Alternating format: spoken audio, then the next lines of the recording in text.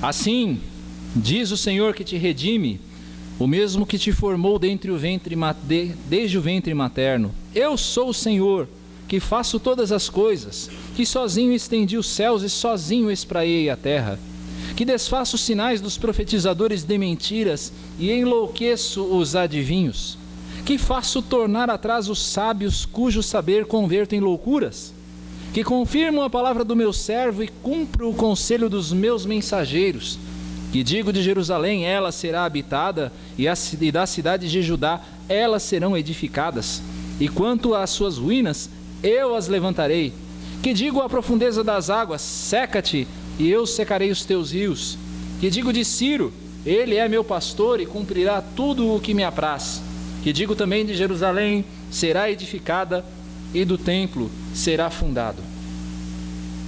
A profecia que nós temos aqui diante de nós é uma profecia tão maravilhosa, mas tão maravilhosa, que alguns estudiosos da Bíblia, de uma orientação mais liberal, não tão tradicional, não tão conservadora, eles chegam a dizer que esta profecia, na verdade, ela é uma adição posterior, que Isaías não escreveu isto aqui, que alguém depois, fazendo-se passar por Isaías, acrescentou esta profecia, tal a grandeza e a dimensão dela. Por quê? Porque na verdade é uma profecia feita a respeito de um homem, Ciro, nós vamos falar a respeito dele daqui a pouco, há 350 anos, pelo menos, antes de que ele nascesse. Pelo menos 3 gerações, 4 gerações se passaram de pessoas antes que Ciro nascesse. E no entanto o Senhor fala desse homem com precisão. Ele diz coisas a respeito desse homem, desse rei chamado Ciro, coisas que haveriam de se cumprir muito tempo depois. Seria mais ou menos como se em 1851, alguém chegasse e dissesse, no dia 11 de setembro de 2001, 2 aviões irão se chocar contra as torres gêmeas do World Trade Center em Nova York, às 9 horas da manhã. Os aviões serão tais e tais, com as numerações dos voos, tantas e tantas pessoas irão morrer. É mais ou menos isso que nós vemos aqui nesta profecia. Tal o grau de detalhamento, tal a perfeição desta profecia, uma marca de que ela é algo dado por Deus, é uma profecia dada por Deus. Nós cremos sim que Isaías escreveu esta profecia 350 anos antes de que ela se realizasse, como uma prova da verdade do que está sendo dado aqui. As pessoas, elas dão ouvidos até mesmo a Nostradamus. Muita gente acredita em Nostradamus e nas suas profecias obscuras, mas elas têm uma tremenda dificuldade de dar ouvidos a uma profecia como esta, que é muito mais clara, muito mais precisa do que qualquer profecia que qualquer ser humano possa dar.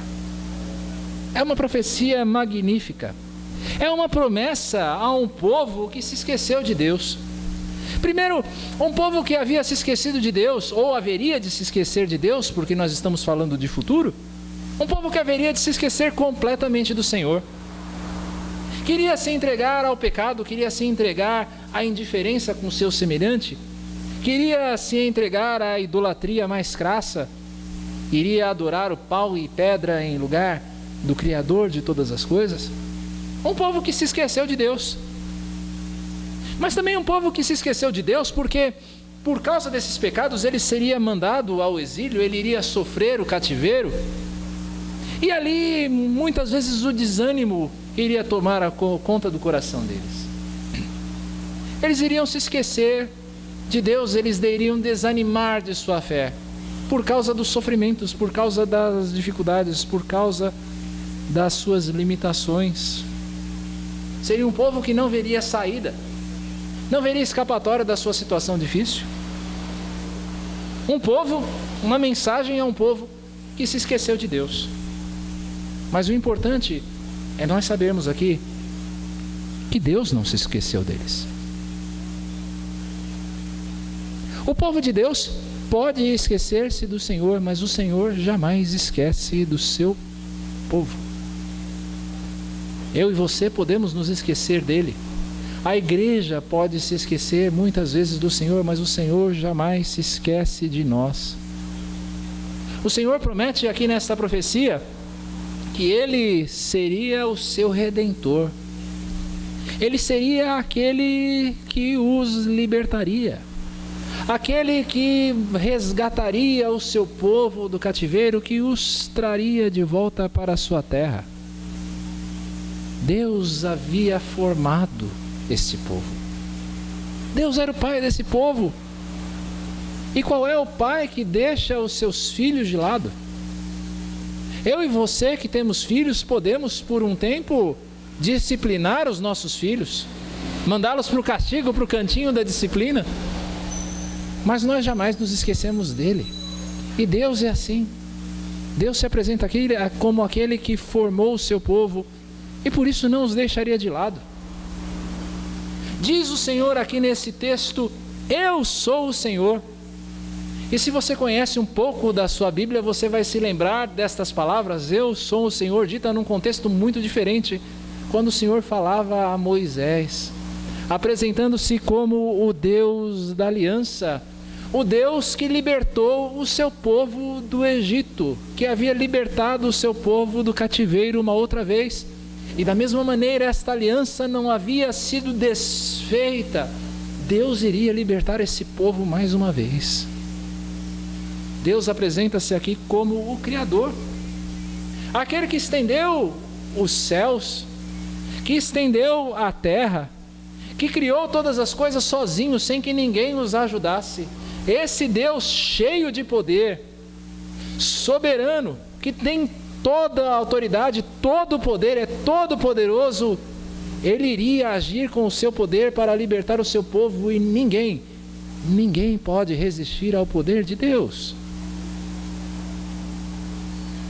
O Deus que não se esquece do seu povo é o Deus que é soberano, o Deus que faz valer a sua vontade e que diante da sabedoria humana, como o texto diz, ele se ri, ele confunde a sabedoria humana, ele faz com que os pensamentos humanos tão arrogantes, tão cheios de si, eles caiam por terra para fazer cumprir a sua vontade, para que onde aos olhos humanos não exista a solução, Deus abra um caminho e mostre a solução. Deus é soberano, e é esse Deus soberano que não se esquece do seu povo, um Deus que faz confirmar a sua palavra, que faz com que as profecias da Escritura se cumpram sem qualquer exceção. Esse é o Deus que diz: eu não me esqueci de vocês. Vocês podem ter se esquecido de mim, mas eu jamais me esqueço de vocês. O seu poder, o poder de Deus, a sabedoria de Deus seriam revelados por meio de um instrumento absolutamente improvável. Deus é assim. Deus age de maneiras que nós não esperamos. Deus age de maneiras que nós não conseguimos entender. Deus age sempre de uma maneira surpreendente. Deus faz coisas muito melhores e muito maiores do que qualquer um de nós possa imaginar ou prever, quando Ele está agindo para salvar, quando Ele está agindo para libertar o seu povo.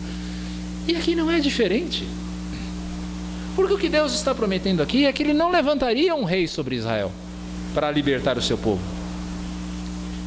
Ele não levantaria um guerreiro poderoso que enfrentaria os persas, a quem esse povo iria servir dali a alguns anos, para salvar o seu povo, para tirá-los ali de onde eles estavam, daquele cativeiro.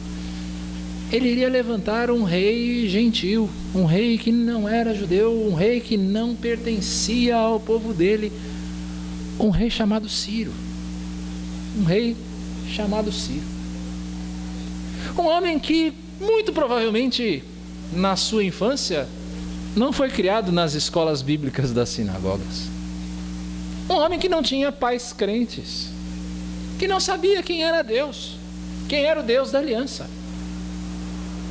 Mas muito provavelmente um homem que dali a 350 anos ouviria que o profeta Isaías escreveu sobre ele e disse: eu escolhi você, diz o Senhor, para libertar o meu povo. Eu estou levantando vocês para a libertação do meu povo. Pense no efeito que isso pode ter tido na vida desse profeta. Pense no efeito que isso pode ter tido nas ações desse homem. Certamente, ao ouvir esta profecia, esse homem se impressionou grandemente. Ele que era o Senhor, ele que era o imperador, ele que era o rei do maior império do seu tempo, o Império Persa, que viria a ser destruído dali a 200, 300 anos talvez, por Alexandre o Grande. Um grande rei. E que foi ungido, foi escolhido por Deus. Um instrumento absolutamente improvável, que Deus escolhe para a salvação do seu povo. Se você olha na Escritura, principalmente no livro de Isaías, mas também no livro de Esdras, que nós estamos lendo devocionalmente nas nossas devocionais, aqui pelo menos as devocionais recomendadas aqui no nosso boletim, nós vamos ver a visão favorável que a Escritura tem de Ciro. Muito é dito a respeito desse homem. É dito que Deus daria a ele grandes vitórias. É dito a ele que Deus iria trazê-lo do norte e do leste. Profecias perfeitas a respeito de Ciro. Vale a pena depois você pesquisar, olhar para Ciro, conforme Isaías o descreve. Olhe, leia depois. Uma ferramenta, um instrumento improvável de Deus para a salvação do seu povo. Mas eu vou me ater aqui à descrição que o nosso texto aqui, a nossa sessão faz de Ciro. É dito de Ciro que ele seria o pastor do povo de Deus. Ele é o meu pastor, o Senhor está dizendo. Ele é o pastor que eu escolhi. Ele era o cabeça, ele era o líder de uma nação sem líderes. Israel não tinha um líder no cativeiro que pudesse guiá-los, que pudesse libertá-los. Deus levanta Ciro para liderar esse povo rumo à sua casa. Ciro é chamado nesse texto, é dito de Ciro que ele cumpriria toda a vontade do Senhor. Ciro seria o servo ideal, o servo perfeito do Senhor, que iria agir conforme o Senhor ordenou a ele. Cada coisa, cada detalhe, Ciro iria cumprir. Ciro é chamado também de o libertador do povo de Deus, como aquele que permitiria ao povo voltar para suas casas, voltar a edificar. Se eu abro a minha Bíblia em Esdras, capítulo 1, versos 1 a 4, eu vejo esta profecia se cumprindo na vida do rei e na vida do povo de Deus. Esdras, capítulo 1, versos 1 a 4 diz assim: no primeiro ano de Ciro, rei da Pérsia, para que se cumprisse a palavra do Senhor por boca de Jeremias, despertou o Senhor o espírito de Ciro, rei da Pérsia, o qual fez passar pregão por todo o seu reino, como também por escrito, dizendo: assim diz Ciro, rei da Pérsia: o Senhor, Deus dos céus, me deu todos os reinos da terra e me encarregou de lhe edificar uma casa em Jerusalém de Judá. Quem dentre vós é de todo o seu povo, seja Deus, seu Deus com ele, e suba a Jerusalém de Judá e edifique a casa do Senhor, Deus de Israel. Ele é o Deus que habita em Jerusalém. Todo aquele que restar em alguns lugares em que habita, os homens desse lugar o ajudarão com prata, ouro, bens e gado, afora as dádivas voluntárias para a casa de Deus, a qual está em Jerusalém. Veja, um homem que cumpriu fielmente a vontade do Senhor para libertar o povo de Deus. Se eu olho para Ciro, não é possível escapar da conclusão de que esse homem é um modelo, é uma prefiguração de Cristo no Antigo Testamento. Afinal, Cristo também é o nosso bom pastor. Ele é o bom pastor que dá a vida pelas ovelhas. Cristo é o nosso guia, Cristo é o cabeça do seu povo, Cristo é aquele que nos dirige como igreja, como povo de Deus. Assim como Ciro, Jesus é o servo fiel, que em tudo foi obediente à vontade do Pai. Aliás, muito mais do que Ciro, certamente, em cumprir perfeitamente a lei do Senhor. Jesus, como Ciro, é o libertador, aquele que quebra as cadeias dos que confiam nele. Todo aquele que crê no Senhor Jesus é livre. Todo aquele que recebe o decreto de libertação do Senhor Jesus volta para casa, já tem o seu lugar garantido em Jerusalém. Bem, mas tudo isso é uma lição preciosa para Israel.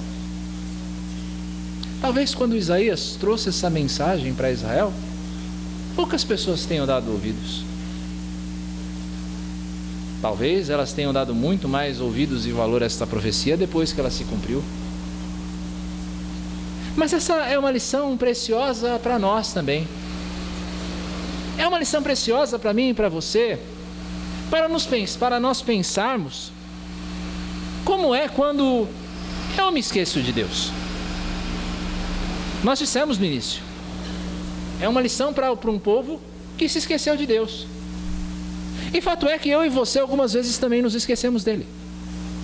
Nós nos esquecemos dele quando nós escolhemos nos desviar dos nossos pecados, assim como Israel se desviou. Nós nos esquecemos dele muitas vezes no meio das tribulações que nós passamos, das dificuldades. Nós nos esquecemos de Deus e passamos a olhar para nós mesmos. Isso é algo terrível.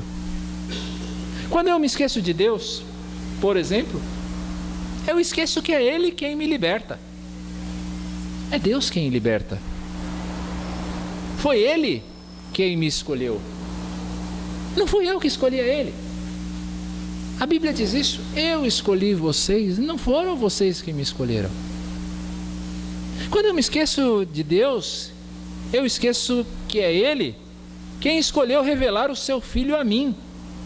Eu era inimigo de Deus. A Bíblia fala que todo homem que nasce neste mundo, ele nasce em inimizade contra Deus. E quando eu me esqueço dele, eu esqueço que a iniciativa de aproximar-se de mim é dele. Ele que escolhe revelar o seu Filho Jesus Cristo para que nós tivéssemos reconciliação. É Ele quem me sustenta. É Ele quem não permite que eu me desvie definitivamente. Muitas e muitas vezes o meu passo quer se desviar do Senhor, mas Ele me sustenta. Ele segura a sua mão, Ele segura a sua mão, Ele segura a minha mão. E Ele me faz voltar para o caminho. E aí, quando eu esqueço que é Ele quem me liberta, eu vivo a falsa espiritualidade. Eu começo a julgar que eu encontrei Deus em lugares e em pessoas onde Ele não está. Eu começo a ter ilusões de que eu estou próximo de Deus, quando eu não poderia estar mais distante dEle. Eu vivo com o coração cheio de dúvidas, sem ter certeza de que eu sou um dos amados dEle. Eu posso acreditar, pensando como igreja, eu posso pensar que os resultados da minha evangelização dependem da minha capacidade como um pregador. Não só eu, mas você também. Quantos de nós nos sentimos frustrados porque nós falamos do evangelho de alguém e a pessoa não quer aceitar? E aí nós começamos a pensar que alguma coisa está errada comigo. Mas nos esquecemos que é Ele quem liberta, não eu. Eu preciso me lembrar então que a iniciativa da proximidade é dele, não é minha. É Ele quem me busca. É Ele quem me procura. Quando eu me esqueço de Deus, eu deixo de crer no seu amor. Eu deixo de crer no seu amor. E então tudo que eu percebo é a insatisfação de Deus. Eu começo a pensar que Deus está constantemente zangado comigo, porque eu me esqueci do amor dele.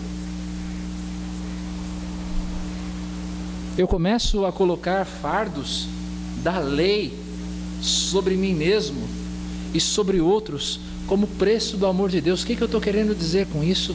Eu começo a pensar que eu preciso fazer coisas para que Deus goste de mim. Ou então que eu preciso deixar de fazer coisas para que Deus me ame. Como se o amor de Deus fosse algo condicionado a mim. Eu me esqueço do amor dele. Eu começo a murmurar, eu começo a reclamar, porque eu me sinto esquecido, eu me sinto injustiçado. Quantas vezes você não se viu nessa situação? De dizer a si mesmo: Senhor, o Senhor me ama mesmo? Não é possível que o Senhor me ame. Quantas vezes você já não passou por isso? Quantas pessoas talvez você não conheça que já passaram por essa situação, ou pensam isso constantemente, principalmente diante das dificuldades: Senhor, o Senhor realmente me ama? Eu me esqueci do amor dele. Daí, quando eu me esqueço do amor dele, a única visão possível de Deus é que ele é um tirano. Ele é alguém insensível. Ele é alguém que está indiferente ao meu sofrimento. Quantas vezes você acredita que Israel, enquanto esteve no cativeiro, pensou dessa maneira? Quantas vezes? Dê uma olhada lá no Salmo 137. Diante da zombaria dos inimigos de Deus, dizendo: cantem as músicas de Sião para nós. Dizem que vocês eram cantores tão bons, cantem. Quantas vezes eles devem ter pensado: Deus esqueceu de mim. Quando eu esqueço do amor de Deus, e de que o amor de Deus é algo incondicional, eu começo a criar pessoas de segunda classe. Pessoas que eu julgo que são indignas do amor de Deus. Pessoas que eu começo a pensar que estão absolutamente longe de qualquer possibilidade de salvação, qualquer possibilidade de graça. Eu começo a pensar que eu sou melhor do que as outras pessoas, porque eu me esqueço que Deus as ama também. Daí eu começo a marginalizar pessoas dentro da igreja, tais quais elas são marginalizadas fora da igreja. Eu estou falando aqui do bandido, eu estou falando aqui da prostituta, eu estou falando aqui do homossexual, eu estou falando aqui do dependente químico, aquelas pessoas que a sociedade renega. E aí, como igreja, porque eu me esqueci do amor de Deus, eu começo a renegá-las também.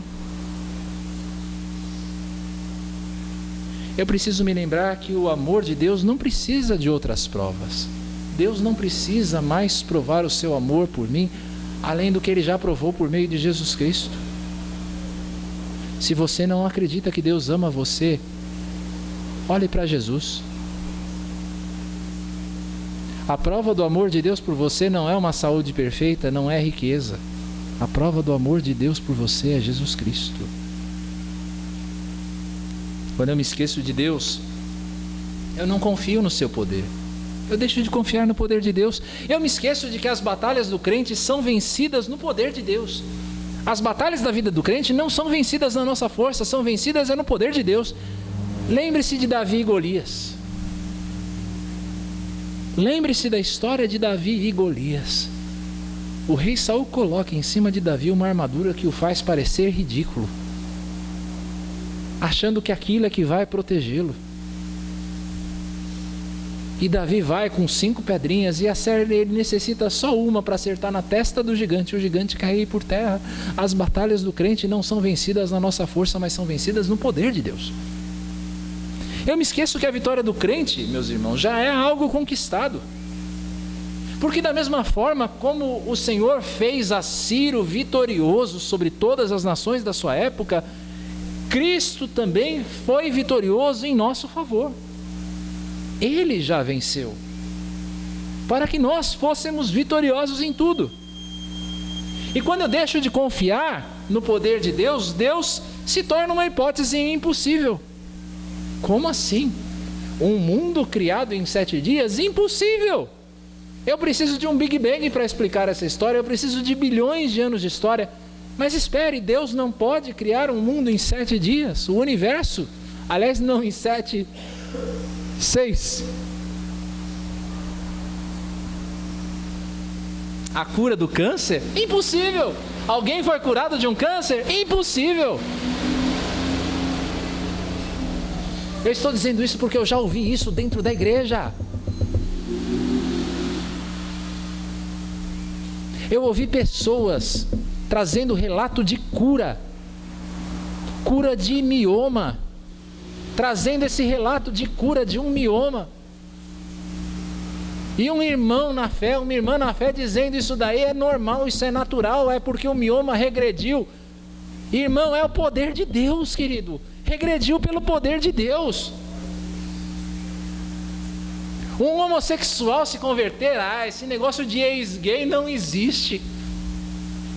Esse negócio de ex-gay não existe, isso é mentira.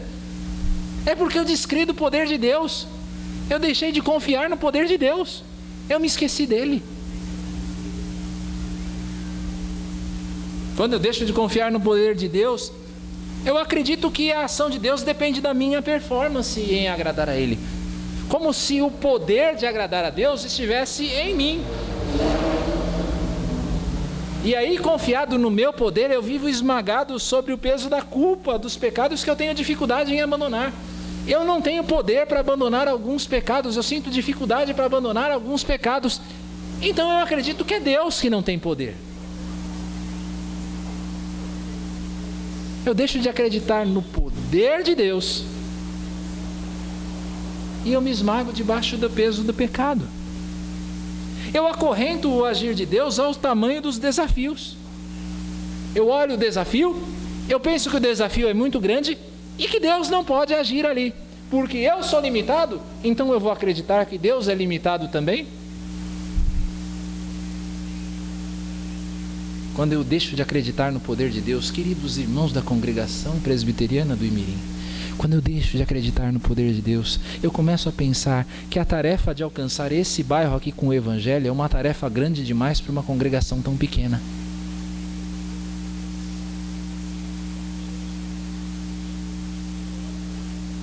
Vocês pensam que eu ouvi poucas vezes pessoas falando, fecha aquele negócio.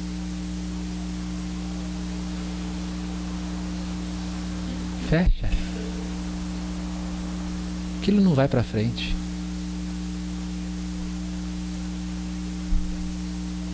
Não é no nosso poder, querido. Não é no poder do pastor César. Não é no seu poder. É numa igreja que trabalha. É numa igreja que sai em missão, confiada no poder de Deus. Quando eu não confio no seu poder, eu preciso me lembrar de cada um dos seus milagres. De como é que Deus sustenta todo o universo. De que vida e morte estão nas mãos dele. Quando eu me esqueço de Deus, eu passo a acreditar que o meu destino está nas minhas mãos. Talvez Israel pensasse nisso. Eu não consigo sair desse cativeiro porque eu sou fraco, como se isso estivesse na minha mão. E aí quando eu penso que o meu destino está nas minhas mãos, arrogantemente eu começo a fazer planos e mais planos para a minha vida, sem considerá-los diante de Deus. É aquilo que Tiago fala. Vocês que dizem amanhã vamos fazer isso ou aquilo, negociar aqui ou acolá, vocês não percebem que isso é arrogância? E aí eu começo a fazer meus planos e não considero a vontade de Deus. Por quê? É o que Abraão faz. Deus promete para ele, eu vou dar um filho a você. Acredite, a sua descendência vai ser como as estrelas do céu, vai ser como a areia do mar. E o tempo passa e o filho não vem. E o que Abraão faz? Ele toma o seu destino nas suas mãos, como se isso dependesse dele. E aí eu passo a acreditar que eu posso ler a mente de Deus. Eu posso compreender a mente de Deus exaustivamente. Aqui nesse texto nós vemos aqui Isaías falando a respeito dos adivinhos. Literalmente eram os astrólogos. Era gente que olhava os astros e achava que ali eles podiam achar os sinais, os desígnios de Deus. E algumas vezes nós fazemos isso como igreja. Nós dizemos, isto aqui está acontecendo porque Deus está agindo. Eu me lembro, na época que os Mamonas Assassinas morreram. Quando caiu, o dia que caiu o avião dos Mamonas Assassinas. Eu estava na minha igreja naquela época. E quantas pessoas eu não ouvi dizendo, tá vendo? Falavam tanta bobagem. Tantas crianças que estavam cantando as bobagens que eles cantam. Morreram. Quem sou eu para dizer que Deus trabalha na minha matemática?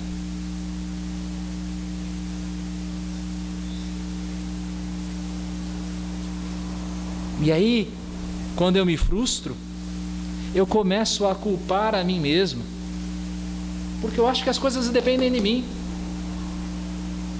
Eu começo a culpar as circunstâncias, eu começo a culpar as outras pessoas porque as coisas não foram como eu planejava. Eu começo a tentar racionalizar o meu fracasso, lançando a culpa nos outros, nas circunstâncias, em mim mesmo, quando eu deveria pensar, Deus está agindo. É o agir de Deus. Eu não consigo entender o que Deus está fazendo, mas eu creio, Deus está agindo. Quando eu passo a acreditar que o meu destino está nas minhas mãos, eu deixo a oração de lado. Para que eu vou orar, se tudo depende de mim? E aqui eu passo uma pergunta a você. Você vai responder aí no teu coração. Você é alguém de oração? É um homem, uma mulher de oração? Eu não estou dizendo que você precisa passar 5, 6 horas orando por dia. Não é isso. A minha pergunta é, você é alguém que ora? Porque quando você não ora, o que você implicitamente está dizendo com a sua atitude é: eu não preciso de Deus. Você está entendendo? Quando você não ora, quando você não busca o Senhor em oração, é o equivalente a você dizer: Senhor, eu não preciso do Senhor, não preciso da sua ajuda. Deixa comigo, eu me garanto. Você é alguém de oração? Você é alguém que ora? Quando eu me esqueço de Deus, eu deixo a oração de lado. Eu preciso de humildade. Eu preciso saber que o meu conselho, os meus planos, os meus sonhos são vividos debaixo da vontade de Deus, não da minha. A minha vida não está nas minhas mãos. Quando eu me esqueço de Deus, eu começo a pensar que a minha vida está aqui nas minhas mãos e não está. Eu posso me esquecer de Deus. Nós, como igreja, podemos nos esquecer do Senhor. Mas Deus jamais se esquece de nós. Sabe do que eu preciso? Eu preciso olhar com fé para Jesus. Eu preciso olhar com fé para Jesus. Porque Jesus é o bom pastor. E em Jesus eu encontro segurança. Em Jesus eu encontro direção. Ele é o meu bom pastor. Quando eu oro, eu preciso olhar com fé para Jesus, porque Ele é o servo fiel. E esta justiça, a justiça de Cristo é aplicada em mim. E aí Deus olha para mim e Ele vê Jesus Cristo. E Ele me vê como alguém justo.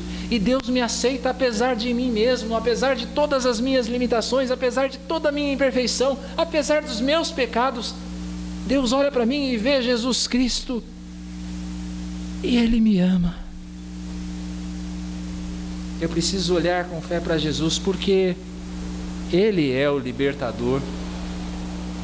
Ele é o grande libertador.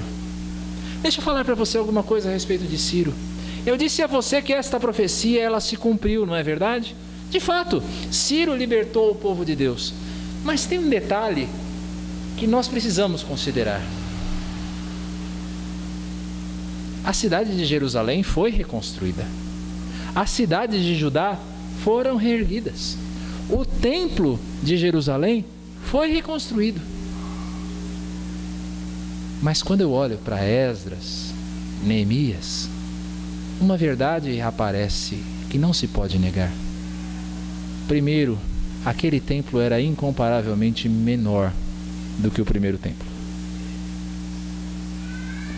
Segundo, a glória de Deus não retornou para ele.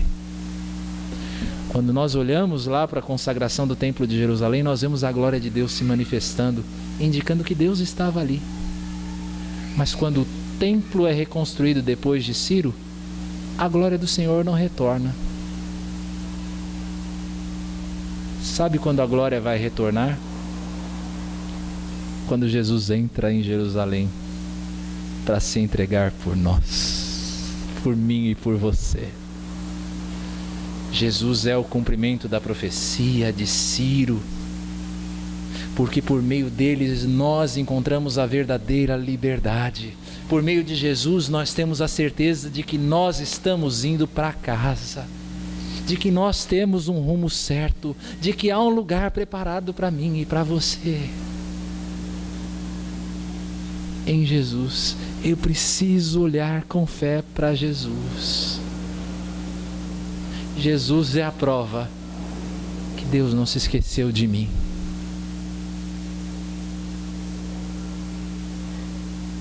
Irmãos, eu posso ser um pastor,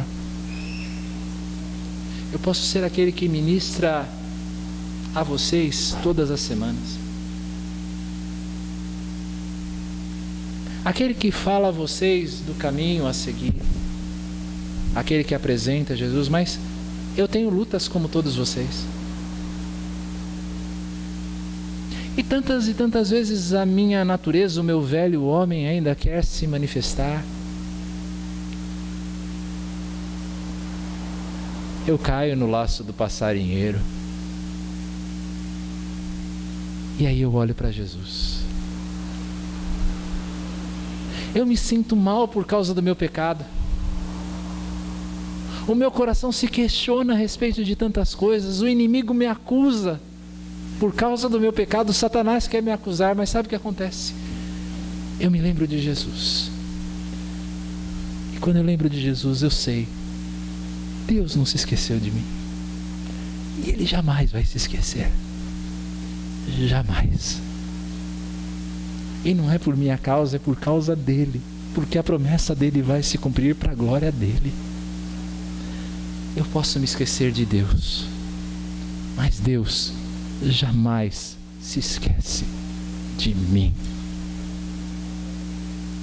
Senhor, aumenta-nos a fé, aumenta a minha fé, para que eu possa crer e lembrar sempre que o Senhor não se esquece de mim.